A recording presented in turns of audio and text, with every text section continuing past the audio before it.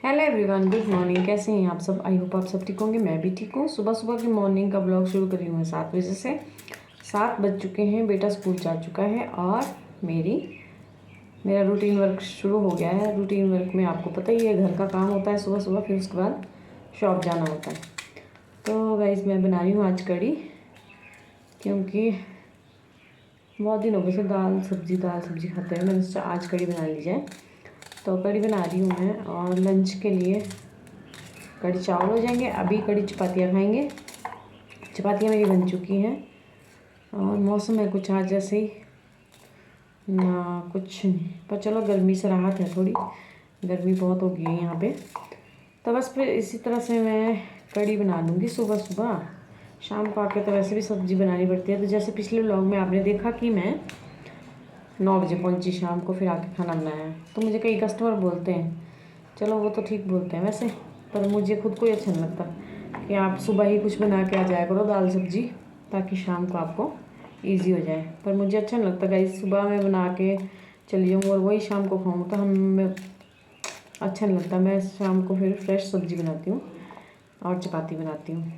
और सुबह हमारे जो दाल सब्जी जो बनती है उसके साथ चपातियाँ बनती हैं। और दिन के लिए लंच के लिए मैं चावल और दाल लेके जाती हूँ। तो बस दिन में हॉट केस में लेके जाती हूँ। चावल गर्म ही रहते हैं, बस थोड़ा सा दाल को गर्म किया और खाया। और ठंडा खाना तो मैं वैसे नहीं खा सकती। तो गाइस जब कमाना है तो खाने के लिए क्या वो देखना है, तो मैं अच्छा बनाती हूँ अपनी तरफ से। तो फिर शाम को आके खाना बनाऊँगी, तो खाने में मैं चपातियाँ और सब्जी ही बनाती हूँ। क्योंकि फिर बेटा भी सारा दिन का थका होता है, हस्बैंड जी भी। अब जिस पेट के लिए कमा रहे हैं उसी के लिए कॉम्प्रोमाइज़ करना पड़ेगा, तो उसका फायदा क्या है। तो बस अब चलिए मैं कर लेती हूँ दिनचर्या का काम शुरू। खाना बना लेती हूँ और दिनचर्या का ब्लॉग कर रही हूँ आपके साथ स्टार्ट। अभी सारा काम ऐसे ही फैला है, पूरा किचन फैला है। और कढ़ी बना रही हूँ मैं सबसे पहले आपको दिखाती हूँ कढ़ी। और कढ़ी मैं बिना पकौड़े के नहीं बनाती। मुझे कई लोग बनाते ना ऐसे ही, लस्सी को थोड़ा घुमा देंगे और कढ़ी बन गई। मुझे पसंद नहीं है। पहले मैं पकौड़े बनाऊँगी, उसके बाद कढ़ी को काढ़ेंगे अच्छे से, उसके बाद उसमें पकौड़े डालेंगे। तो आप लोग कैसे बनाते हैं, आप लोग भी बताइएगा। पहले मैं आप तो ये प्याज और हरी मिर्च काट दी है मैंने पकौड़ों के लिए। अब मैं बनाऊंगी पहले पकौड़े, बेसन डालूंगी इसमें, फिर पकौड़े बना के दिखाती हूँ आपको। तो गाइस पकौड़े मैंने डाल दिए हैं। जब तक ये होते हैं तब तक मैं इसके लिए मसाला करूँगी तड़के के लिए तैयार। तो गाइस पकौड़े हो रहे हैं तैयार और ये मसाला कर दिया मैंने इसके लिए।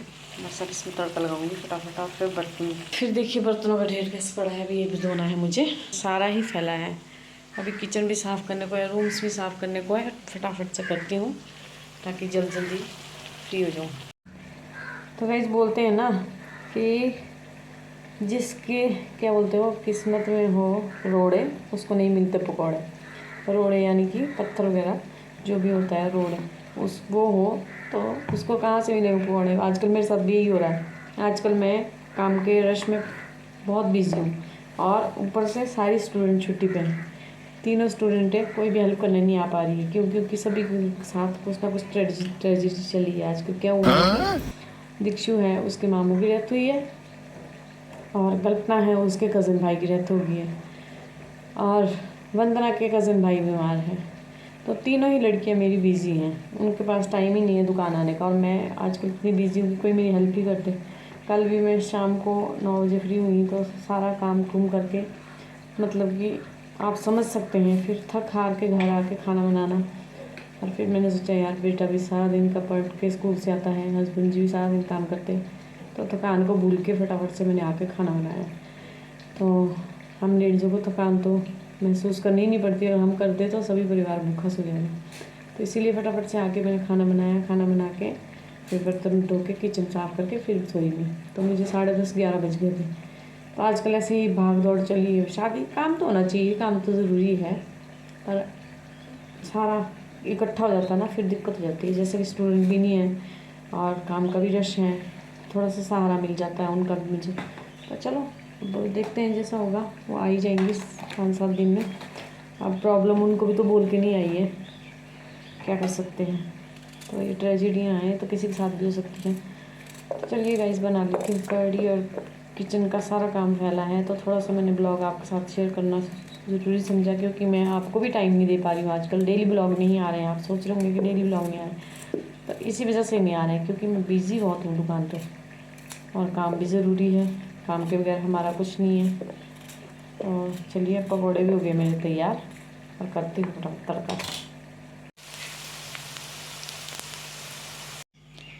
तो गैस कढ़ी को मैंने तड़का मार दिया है। अब फटाफट से मैं बर्तन धोती हूँ तब तक, जब तक ये कढ़ जाएगी, और चावल डाल देती हूँ एक साइड, ताकि मेरा किचन का काम जल्दी क्लोज़ हो जाए।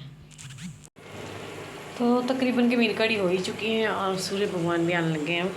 तो कढ़ी पकौड़े डालूँगी मैं इसमें। ये बन रहा है मेरे सब्जी के लिए दलिया, क्योंकि वो कढ़ी नहीं खाते हैं, तो मैंने उनके लिए दलिया बनाना है। और मैं यहाँ बना रही हूँ नींबू पानी, क्योंकि गर्मी बहुत है। नींबू पानी बनाऊँगी, गर्मी बहुत लग रही है, थोड़ा सा नींबू पानी पियेंगे। तो ये देखिए, बर्तन धो दिए मैंने, सारे बर्तन धुल चुके हैं। किचन भी तकरीबन के साफ़ हो ही गया है।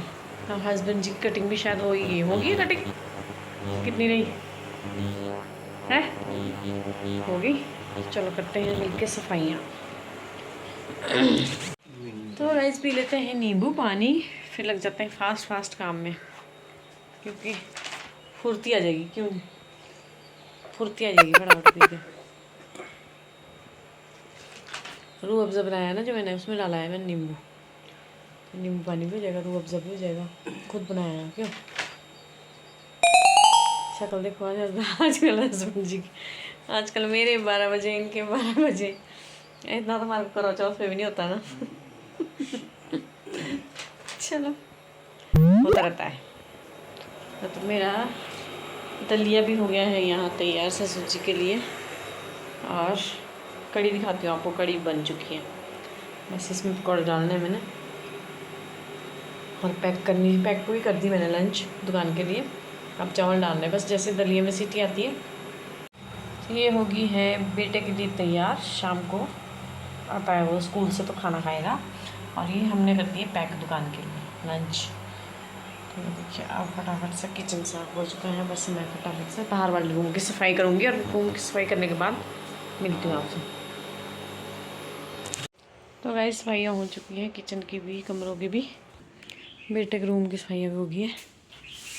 तो ये देखिए क्या क्या ला रखते हैं बच्चे, डंबल क्या बोलते हैं इसको, बॉडी बनाने के लिए। बॉडी, ये देखिए रिशु के बॉडी बिल्डर बनने के खेल है ये, पतिदेव भार है। मेरे से नहीं जा रहा है, नजरी मेरी बॉडी बन जाएगी।